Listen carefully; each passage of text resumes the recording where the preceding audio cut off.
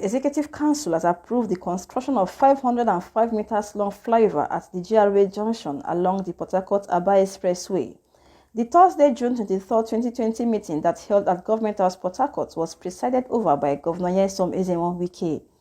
Briefing journalists after the meeting, the Commissioner for Works, Austin Ben-Chioma, said Council has approved the dualization of Ezimbu Link Road connecting Stadium Road from GRA Junction and the Tombia Road extension linking Ikwere Road.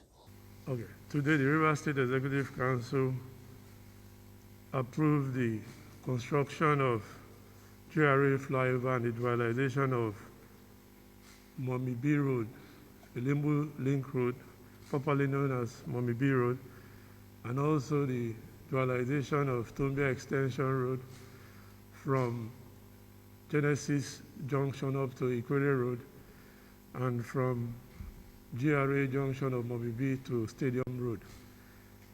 And the flyover that is supposed to be constructed there is a flyover that will have a length of 502 meters, and the road that will be attached from Mommy B to Stadium Road and also from GRA Junction, Genesis Junction to Ikwere Road will be with a length of 2,680 meters.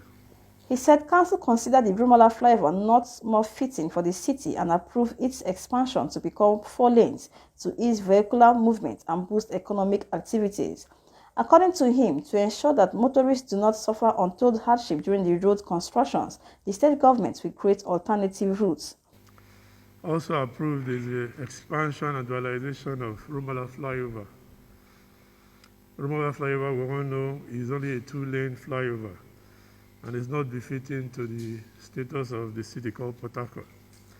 So the government also, the State Executive Council also approved the dualization of the Brumola flyover to make it a 4-lane flyover.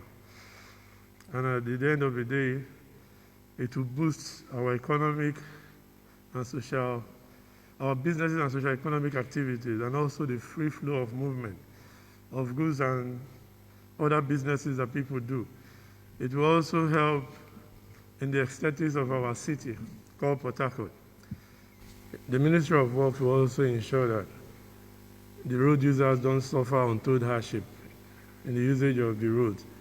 Proper diversions will be made at the appropriate time, and we promise that we'll do a good job so the motorists will not suffer. And we'll do our best to make sure that everything that has to do with diversion will be done appropriately, and the motorists will all enjoy the construction work. Also speaking, the Commissioner for Information and Communications, Pastor Paulinus Insirim, announced Council's approval of guidelines for marriages during the COVID-19 period. He said prospective couples will be required to apply to the state governor through the Commissioner for Social Welfare and Rehabilitations. The Rivers State Executive Council, presided over by His Excellency Nyesom Ezenwo-Wike, took some far-reaching decisions as it concerns the governance of the state today.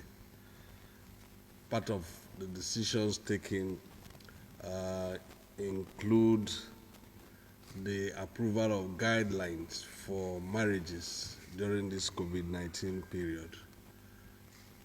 Prospective couples will need to apply to the governor through the Commissioner for Social Welfare. Such applications, he said, must be accompanied with information on the venue of the ceremony, names, addresses, and phone numbers of attendees to make contact tracing easy if the need arises. He stated that henceforth those seeking to bury their loved ones would also be expected to include names, addresses, and phone numbers of those to attend such funerals in their applications. Such applications must be accompanied with names, addresses, and phone numbers of attendees. Henceforth, too, this condition will apply to those who are seeking to bury their loved ones. The applications must be accompanied with the names, addresses, and phone numbers of attendees. Pastor Insirim said government will not grant approval to any application without names, addresses, and phone numbers. The Information Commissioner said marriages would not have more than 50 attendees, including family members, who must wear face masks and adhere strictly to social distancing of not less than 2 meters.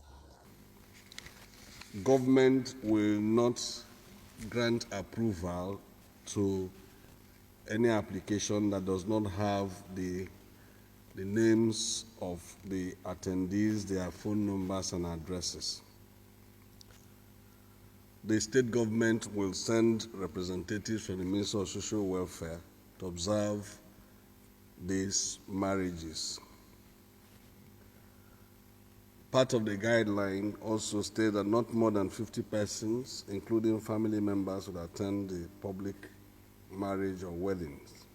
Attendees must observe social distancing of not less than 2 meters apart. They must also wear face masks. According to him, while church weddings must be conducted between 9 a.m. and 12 noon, traditional marriages will be conducted between 4 p.m. and 7 p.m. The commissioner said venues of the marriages must have provisions for running water and soap at 3 points and the venue decontaminated after the event. Church weddings must be conducted between 9 a.m. to 12 noon, while traditional marriages will be conducted between 4 p.m. to 7 p.m. Running water must be provided with soap at the entrance of the marriage or wedding venue in not less than 3 points. All enclosures and surfaces must be decontaminated after the marriage or wedding ceremony. Pastor Srim said after wedding receptions are prohibited under the guidelines to reduce the risk of community transmission of COVID-19. He added that violators of the guidelines would be made to pay a fine of 10 million naira. There shall be no reception program after the marriages, both traditional and white weddings. This is to ensure that during this COVID-19 period, we don't allow a situation where people will create room for community transmission of the pandemic.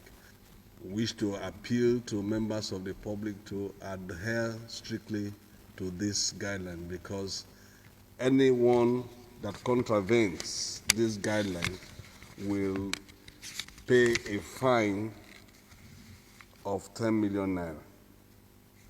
Anyone that breaches the guidelines will pay a fine of 10 million naira.